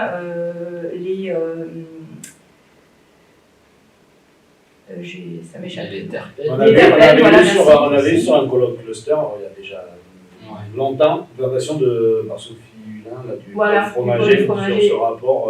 Il y a certains marqueurs en fait de diversité de flore et qualité de fromage. Des marqueurs de végétation, mais qui donnent donc des qualités organoleptiques. Ben non, justement, c'est ça le point, si vous voulez, pour moi qui serait, c'est le deuxième volet, ce serait parce que là on est plus sur des marqueurs, on va dire, chimiques ou qui permettent de dire oui, c'est des composés qu'on avait dans le végétal et qu'on retrouve dans le fromage. Donc après, effectivement, de faire le lien entre est-ce que ce fromage-là va être du coup meilleur qu'un autre, ça, on n'a pas forcément le volet, ces travaux-là, en tout cas sur le Saint-Nectaire. Ça a peut-être été fait dans d'autres filières fromagères, c'est tout à fait possible, mais nous, on ne l'a pas travaillé, même à l'échelle du Massif central. Et du coup, c'est ça que vous voulez mettre en avant là, à terme, si on pouvait démontrer effectivement que faire vraiment un lien entre la biodiversité, la qualité de la prairie et la qualité du fromage, oui, ce sera extrêmement intéressant. Je suis en train de penser que c'est pas trop ma partie, mais au-delà de classifier plus ou moins bon d'un point de vue organoleptique, vous pourriez peut-être avoir aussi, peut-être vous l'avez, une approche type comté, avec fruité, très fruité. Avec des notes. Du coup, ils ne classent pas, ils ne classent pas, ils ont bien leur classement, mais en l'occurrence, ils communiquent plus sur le fait qu'il y a des particularités, des spécificités de tel ou tel fromage, et que donc, qui sort de telle ou telle fruitière, de telle ou telle usine, de tel ou tel producteur fermier. Et alors, je ne sais pas comment ils établissent le lien avec la prairie, mais en fait, presque comme on n'aborde pas le sujet. Donc, d'accord. Non, après c'est complexe parce qu'en fait finalement la qualité organoleptique du fromage, forcément c'est multifactoriel et c'est l'affinage, toute la partie affinage a un rôle essentiel. Donc après ça va être peut-être plus sur des critères de texture, de pâte, de couleur. De présence sur je vais pas parler des oméga 3, mais il y avait aussi donc des caractéristiques qui peuvent être plus d'intérêt nutritionnel, mais après de montrer vraiment le lien entre d'un point de vue organoleptique, je sais pas, c'est un sujet complexe. Justement, c'est complexe, mais par rapport au sujet du développement de valeur ajoutée, par rapport à tous convaincus de la qualité de l'air, mais maintenant c'est comment, à votre idée, comment pouvoir le transcrire en valeur ajoutée d'un point de vue consommateur. Je pense qu'il y a peut-être des programmes de recherche qui montrent l'intérêt sur la qualité nutritionnelle des produits issus des ménages aériens. Et après, il y a un gros programme de recherche dont les résultats vont être publiés bientôt sur la microbiodiversité des laits et des fromages, qui a été fait sur les 44 fromages AOP, les laits servant à ces fromages-là, où avec l'utilisation d'outils de génomique, ils ont cartographié quelles étaient les populations de bactéries, levures, moisissures dans les laits, dans les fromages, de façon exhaustive. Donc c'est un truc énorme en termes de résultats. Et il est constaté qu'un facteur déterminant de la composition microbienne des laits et des fromages, c'est l'appartenance à tel ou tel AOP. C'est-à-dire qu'on a vraiment, pour chaque AOP, il y a plusieurs échantillons de lait et de fromage, ben, ils ont tous des points communs regroupés. Ils Chaque sont- AOP a une même signature bactérienne. Et alors, c'est peut-être pas que la prairie, mais en tout cas, c'est fortement lié quand même à la conduite et aux pratiques mises en œuvre pour l'AOP, dont la prairie, le sol, etc. Il y a un projet qui va plus loin qui est Tandem, où là, qui va vraiment du sol jusqu'à la consommation. Donc, ça va être testé sur des rats là, qui vont goûter des fromages en question, et voir l'évolution du flux microbien du sol jusqu'au consommateur. Jusqu'à l'ADN. Mais après, moi là-dessus, tu vois, je pense que c'est un sujet très complexe et je pense qu'on peut progresser, mais par rapport à ce que présentait en intro sur les attentes des consommateurs, quelque part, ton produit il est bon, ça c'est ce qu'attend le consommateur. Et on voit bien qu'aujourd'hui, je pense qu'on a plus, moi c'est mon avis perso, mais on a plus à progresser sur le carbone, sur la biodiversité, sur le bien-être animal. Et là-dessus, tu vois, je pense que moi, la plus-value de la prairie, voilà, je me dis déjà sur la performance économique de l'exploit, sur le bien-être animal, sur le carbone, enfin voilà, on a tellement de choses à dire, parce que je vois bien à quel point, enfin moi j'essaie de lire toutes les publis là-dessus. Effectivement, je pense que c'est fait beaucoup de choses dans les années 90, début 2000, après il y a eu un petit trou, je pense que c'est tellement complexe pour le monde de la recherche, enfin voilà, les flux microbiens, de l'herbe jusqu'au lait, jusqu'au fromage, jusqu'à ton intestin à toi, c'est quand même des complexités, voilà. Et je me dis, voilà, en termes de com et de stratégie, on a plein d'autres choses où je trouve qu'on n'est pas allé au bout de ce qu'on peut en faire en termes de filière, quoi. Mais c'est vrai que j'ai pas répondu sous l'angle flux microbien, mais évidemment, oui, il y a beaucoup de travaux qui sont faits par contre sur ces sujets-là, et qui contribuent bien entendu à la qualité finale du fromage, du lait et du fromage. C'est extraordinaire parce que, enfin, je trouve ça extraordinaire, on démontre le concept de l'AOP en étudiant des bactéries. C'est-à-dire, telle bactérie, elle est propre à telle AOP, c'est-à-dire que le concept d'appellation d'origine et donc de terroir, il n'est pas inventé, ça existe. Et le fait que dans l'observatoire, il y ait à la fois, je trouve, des relevés botaniques d'espèces, mais aussi des relevés des pratiques, c'est hyper important parce que le terroir, c'est pas que quelle herbe pousse à quel endroit, c'est comment elle est utilisée, c'est tous les savoir-faire liés à cette valorisation. Et ben c'est pas que du flanc, c'est démontré. C'est explicité en fait. Ouais, oui, c'est démontré. Ça, c'est bien l'ambition. Ça rejoint bien ce qu'on se dit dans le cluster où il y a des fois des choses, ce que tu dis, certains le disaient avant, il y a un terroir, il n'y a pas de problème, un fromage là, c'est pas le même que celui-là, parce qu'il y a une notion de terroir, mais on s'en tenait à ça. Et à chaque fois qu'on a la science qui amène, voilà, alors là, pour le coup, après, ça renforce l'argument et voilà, ça le rend indiscutable et c'est plus. Ça, c'est intéressant. En plus, tu génères peut-être pas quelque chose de nouveau, mais par contre, tu amènes une solidité nouvelle dans l'argument et ça, c'est hyper important. Alors, surtout aujourd'hui, quand on va parler de communication sur ces sujets-là, il va falloir être méga robuste, par contre, sur quoi on s'appuie, quelle étude scientifique, et ça, c'est. Non, par contre, moi, je m'interroge sur l'attente des consommateurs. Parce que ma vision, c'est un peu mais il me semble bien que sur le premier graphique, la préoccupation la plus importante, c'était d'acheter des produits de saison. Oui, tu l'avais dit ça. Alors là, je ne sais pas, mais les docs, là, ils ne sont pas étouffants en lisant ça, parce que quand tu rentres dans un magasin, tu as des tomates, des concombres. Ah, mais ça, c'est l'attente, c'est la différence entre l'attente et l'achat, des fois. Oui, mais c'est-à-dire que c'est pour ça que c'est pour ça que souvent aussi, dans nos réflexions, on est confronté entre la notion de. Et bon, en 1886, dans lequel j'ai un peu. Pas au départ, mais l'illustre aussi, le décalage qu'il peut y avoir entre les attentes du consommateur, etc., tous les arguments qu'on rapporte, et la prairie, le lien à la prairie, au sol, au système, au territoire, vient, entre guillemets, renforcer un discours, appuyer un argumentaire, etc. Puis quand même, après, il y a quand même la réalité de ce qui se passe, de l'organisation des filières, je l'ai un peu évoqué ce matin, aussi. Et la connexion entre les deux n'est pas si évidente, et souvent le déclaratif dans les enquêtes, moi je travaille dans plusieurs filières, dans plusieurs systèmes de valorisation, on est un peu confondu entre l'écart qu'il y a entre ce que les gens déclarent et ce qui se passe en réalité quand nous achetons. Oui, mais par contre, ce qui est condamnable quand même, parce qu'il y aurait la solution facile, ce serait de dire le citoyen consommateur n'est pas cohérent entre ce qu'il dit et ce qu'il fait. Ceci dit, c'est plus complexe que ça. J'avais vu un travail là, de basique, là, sur un niveau d'études, sur cet aspect-là. Parce que tu peux aspirer à tout ce qui a été présenté là. Ceci dit, si quand tu vas faire tes courses, tu n'as pas l'offre qui correspond à ce que tu as mis là, comme tu as tes attentes, mais tu as quand même envie de bouffer le soir, et bien tu achètes ce qu'on t'a mis aussi en offre, quoi. Et donc, c'est aussi ce qui génère un vrai décalage entre des fois ce que tu as envie et ce que tu fais au quotidien. Et c'est pas juste la volonté de la même personne d'avoir un double discours. Et du coup, il y a un aspect, et ça c'est à l'échelle des interpros et des filières, j'aimerais que ce travail il soit vraiment mené de cette façon-là. Parce que le rôle de la mise à disposition du consommateur final du produit qui répond aux attentes, c'est aussi important que le reste, quoi. Et pareil, là, sur la notion de prix, souvent, il y a aussi la facilité de dire oui, mais tu vois, le consommateur ne cherche qu'un prix. Il cherche un prix dans le produit qu'il veut acheter. Et donc, si tu as sur ta viande de porc, je dis n'importe quoi, à 4 euros, à 6 euros, peut-être qu'il achètera du 4 euros.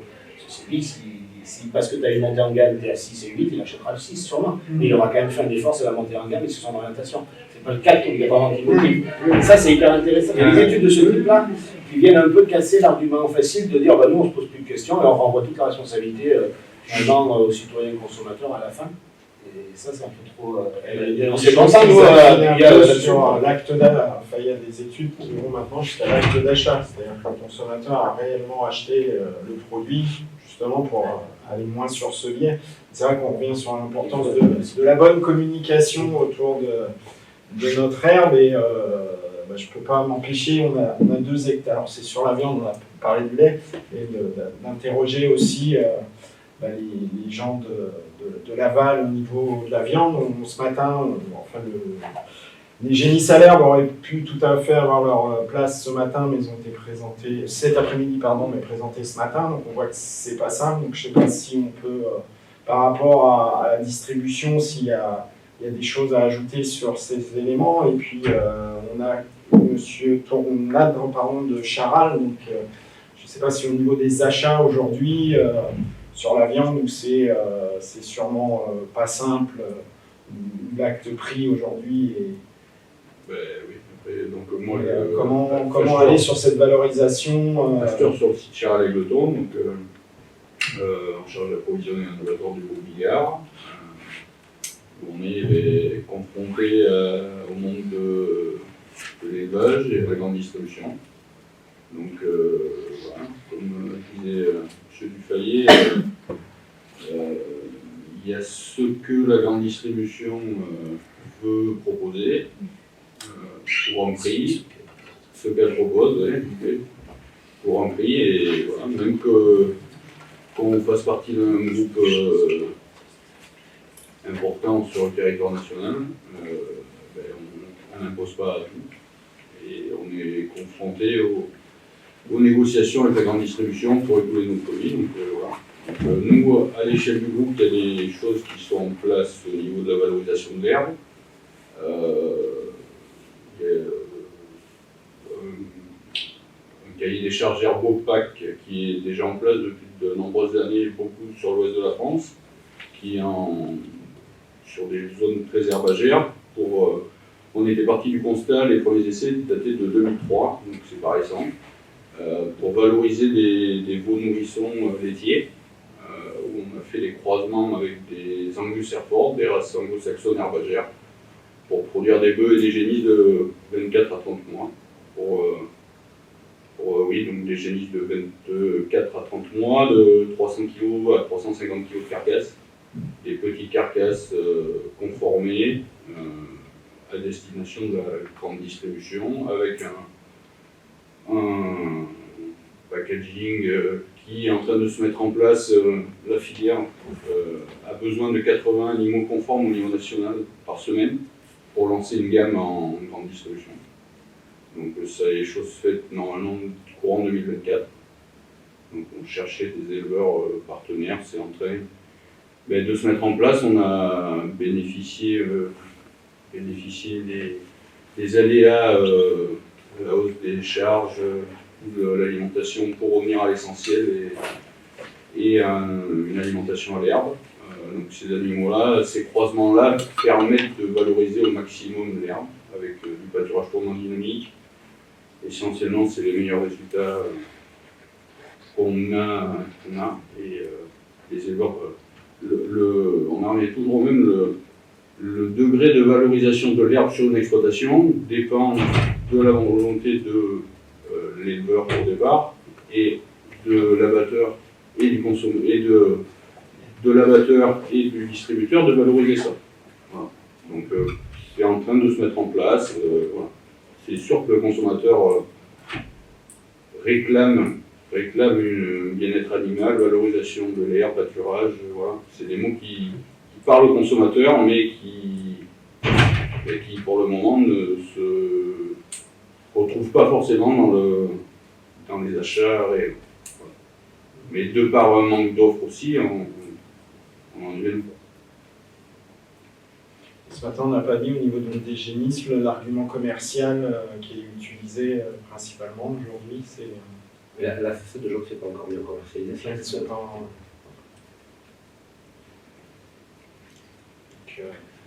Communication est quand même un mot important. Donc, et avec ce que disait Pierre-Marie, parce que moi ça c'est intéressant, au tout début j'ai l'impression de ça, enfin, pas toi mais moi nous, sur ce rapport entre quand on parle cahier des charges, quand on parle des fois de démarches qui valorisent l'herbe, de bien ramener cette notion d'équilibre que tu évoquais sur la flore, ce que ça génère. Qu'est-ce que vraiment une herbe de qualité qu'on peut valoriser au travers d'une marque ou d'un cahier des charges ou d'un signe de qualité. Mais... Puis moi je poserais la question, il va falloir qu'on y aille, mais tu vois, sur les 10% de diminution de production de viande bovine française compensée par 10% d'importation de viande où il y a zéro bien sûr. des charges. Au-delà de ça, la question, là, on parle du Grand Ouest sur, moi en tant que breton, je vois très bien le croisement laitier Angus pour valoriser des veaux, ils savent faire ça très très bien sur de l'herbe qui pousse toute l'année, mais là-dedans, où on positionne le Massif central, enfin, sur quel segment, et quelque part, moi, c'est mon avis perso, il faut qu'on vise le haut parce que ce qu'on fait c'est le haut, mais du coup, il faut mettre un cahier des charges en face parce que sinon on va pas y arriver. Il existe des signes de qualité. Oui, non, ça. Non, mais je sais que les Normands sortent une STG, spécialité traditionnelle garantie, bœuf traditionnel de race normand, élevé à l'herbe, sans maïs. Mais tu vois, là, il y a le fin graduat, la Chambre d'agriculture de l'Ardèche a monté une marque Prairie Fleurie, mais je pense qu'ils sont même pas venus vous voir ou je sais pas. Mais voilà, enfin, à un moment donné, il y a l'identité Massif central, il faut y aller. Bon.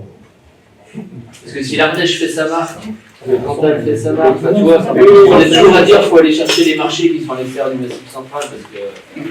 C'est l'équipage administratif et les finances, en fait. C'est à qui on s'adresse, on s'adresse à son département qui va mettre 4 sous, qui va demander à la région d'apporter le reste. En fait, moi j'ai été dans une marque départementale, à l'époque c'était un président du conseil départemental général, lui il en avait rien à foutre de valoriser, je parle Lozère, l'Occitanie ou le Languedoc-Roussillon, enfin lui il voulait valoriser la Lozère parce qu'il mettait des sous de la Lozère et que donc c'était les produits de la Lozère. Comme je disais, ça serait peut-être bien de parler aussi, on est dans la montagne du Languedoc-Roussillon, ouais non mais ça tu comprends. Oui, mais c'est justement le cluster herbe et le sidal et des dimensions. Et en Massif central c'est encore plus compliqué là.